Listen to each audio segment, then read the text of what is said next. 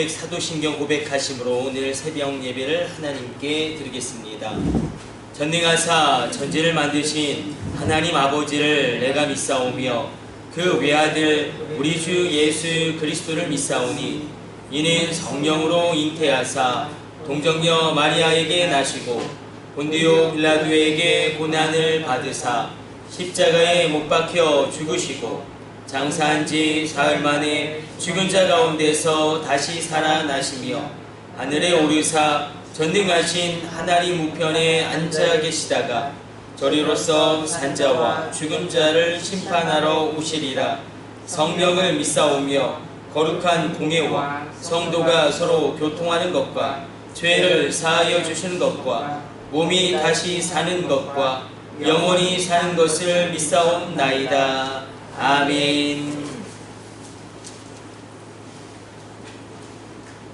찬송가 496장 찬송 드리겠습니다.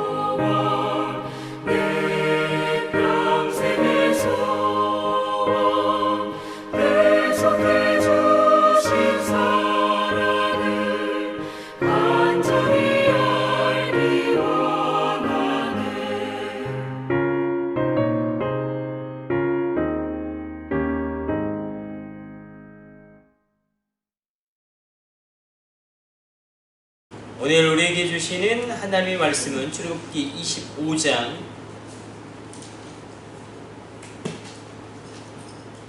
23절로 25절까지 말씀입니다.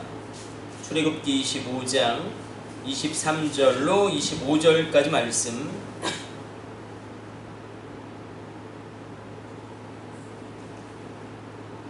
우리 같이 합독합니다.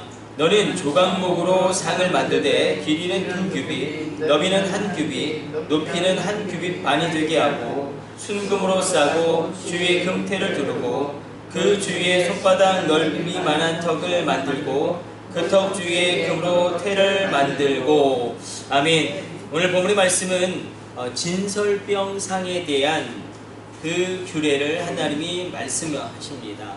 진설병이란 것은 떡이죠. 12개의 떡을 놓는 12지파를 상징하는 12개의 떡을 올려놓고, 그리고 새 떡을 올려놓고 묵은 떡을 이제 제사장들이 먹음으로 말미암아 제사장에게 하나님이 기업이 된다는 말씀을 실현시키는 것이기도 하고, 또 우리에게 생명의 양식뿐만이 아니라 우리 영적인 생명, 그 양식을 공급하신 하나님의 은혜를 나타나기도 합니다. 그러나 더 본질적으로는 우리가 먹어야 합니다. 우리가 육적으로도 무엇을 먹어야 삽니다.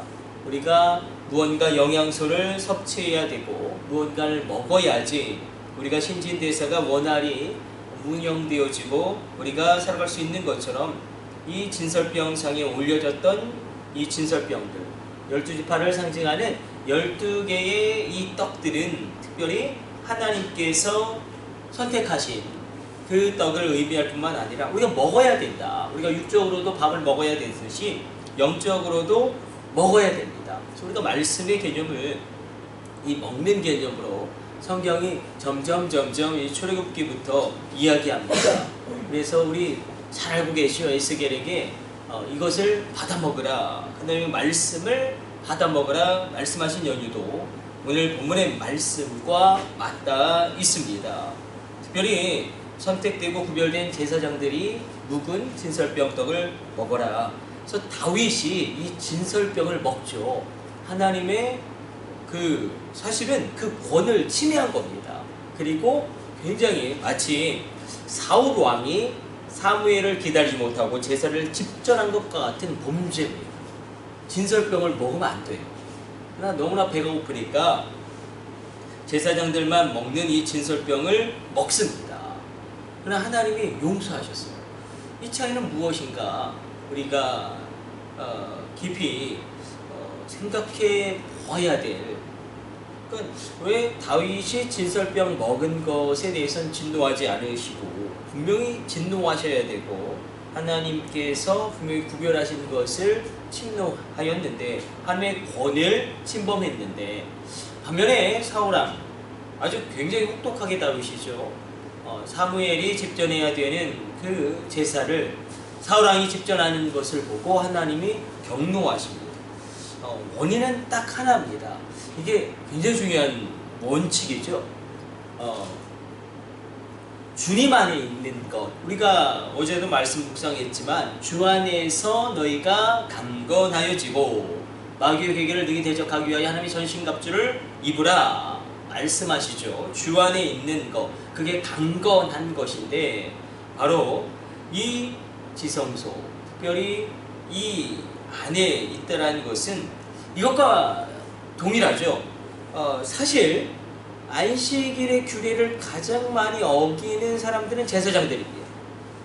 안식일에 가장 많이 일을 하거든요. 가장 많은 일을 하고 또 가장 많은 그런 에너지를 이렇게 방출하기 때문에, 그런 그들이 일함이 안식일의 규례를 어기지 않는 것은 무엇이냐면 바로 주님 안에 있기 때문에, 이 성막, 이것은 주님 안에 있는 것을 의미하기 때문에 주님 안에 있을 때에 얼마나 하나님이 관대하신지 여기서 우리는 십자가의 은혜를 바라보게 되는 것입니다. 십자가라는 것은 우리가 주님의 은혜 가운데로 들어가는 것이고, 우리가 십자가라는 것은 주님 안에서 우리가 가는 것이기 때문에 우리가 놀라운 은혜를 받게 됩니다. 주님 안에 있다라는 것. 그래서 이제 왜 뭘 이렇게 그냥 예배드리면 되지, 텐트를 만들고 예배드리면 되지, 이 진설병에 대한 규례, 또 등잔대와 기구들에 대한 규례, 또 여러가지 그 등잔대 줄기 그 모양은 살구꽃 형상으로 해야 된다, 그리고 등잔대에 나온 6개 그 규례와 그 모양을 다 말씀하신 이유는 여기에 예수님의 십자가의 사건을 예표하는 것들이 녹아 있기 때문에 나 나중에 천국에 가서 물어봐야 될 것 같아요. 뭘 이렇게 복잡하게 그냥 법궤 하나 딱 있고 텐트 하나 딱 있으면 그냥 예배드리면 될 터인데 막 굉장히 엄격한 규례로 또 휘장도 규례가 아주 살벌하죠. 그리고 뭐 갈고리 쉰게 막 이런 것까지 다 말씀하신 이유는 무엇인가? 우리가 나중에 천국에 가서 여쭤봐야 될 것이지만 그러나 본질적으로 주님 안에 있음을 의미하고 이 모든 것 가운데 성령의 감동하심이 있게 될 때에 놀랍게 채워지는 그 채워짐을 예표적으로 표현하고 있습니다. 오늘 이 새벽에 우리가 먹어야 합니다. 하나님의 말씀을 먹어야 합니다. 육의 양식을 먹어야 살듯이 영의 양식을 먹어야 삽니다. 그리고 우리가 그때에 성령의 놀라운 충만을 받게 됩니다. 그래서 이것을 진설병의 떡을 이렇게 우리가 그냥 받아들이고 기도했으면 좋겠어요. 교제의 떡이다. 하나님과 나와의 교제의 떡. 이것이 그대로 신약시대의 성만찬이 되는 것입니다. 진설병의 떡은 그대로 신약시대에 나아가서 성만찬의 떡이 되어지고 예수님의 몸을 나타내는, 그러므로 우리가 말씀을 먹고 우리가 기도를 통하여 주님 앞에 나아가는 귀한 새벽 되시기를 축복해 드립니다. 굉장히 많은 규례가 이제 계속 끊임없이 반복되어지는데 또 은받침 40개, 지금 굉장히 복잡해요. 성막에 대한 규례는. 그런데 뭘 이걸 이렇게 복잡하게 만드셨을까?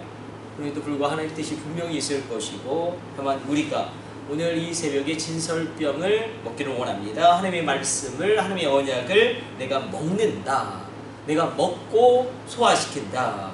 그렇게 내가 삶에 적용한다. 그 말씀 가운데 풍성케 되어진 하나님의 은혜가 넘쳐나게 되시기를 축복합니다.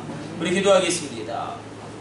하나님, 교제의 떡을 우리가 먹게 하여 주시고 하나님과의 생명의 교제에서 우리가 떨어지지 않게 하여 주시고, 다윗이 범죄함이 주님 앞에 큼에도 불구하고 주님의 은혜를 받은 이유는 주님 안에 있을 때에 놀라운 은혜를 받게 됨을 우리로 기억하게 하여 주사 주님 안에 있는 교제의 떡을 오늘 이 새벽 먹게 하여 주시고, 모든 것을 공급해 주신 하나님의 은혜의 복락을 오늘 이 새벽 누리게 하여 주옵소서. 주의 종들의 가정 가운데 함께 하여 주사 영적으로 육적으로 그 생명을 주님이 친히 책임져 주시고 모든 것을 공급해 주시고 먹을 떡을 보내주시고 살아갈 수 있는 모든 것들을 책임져 주심으로 말미암아 이 마지막 시대 가운데 날마다 하나님과의 생명의 교제의 떡을 먹고 마심으로 말미암아 놀랍게 회복되어지는 회복됨 있게 하여 주옵소서. 이 모든 것을 우리 주 예수님의 이름으로 기도드립니다. 아멘. 주님 가르쳐 주신 기도 올려드립니다. 하늘에 계신 우리 아버지여, 이름이 거룩히 여김을 받으시오며 나라의 임하옵시며 뜻이 하늘에서 이룬 것 같이 땅에서도 이루어지이다. 오늘날 우리에게 일용할 양식을 주옵시고 우리가 우리에게 죄 지은 자를 사하여 준 것 같이 우리의 죄를 사하여 주옵시고 우리를 시험에 들게 하지 마옵시고 다만 악에서 구하옵소서. 나라와 권세와 영광이 아버지께 영원히 있사옵나이다. 아멘. 주여 삼창하심으로 합심으로 기도하시다가 자유롭게 돌아가도록 하겠습니다. 우리 합심으로 기도합니다. 주여 주여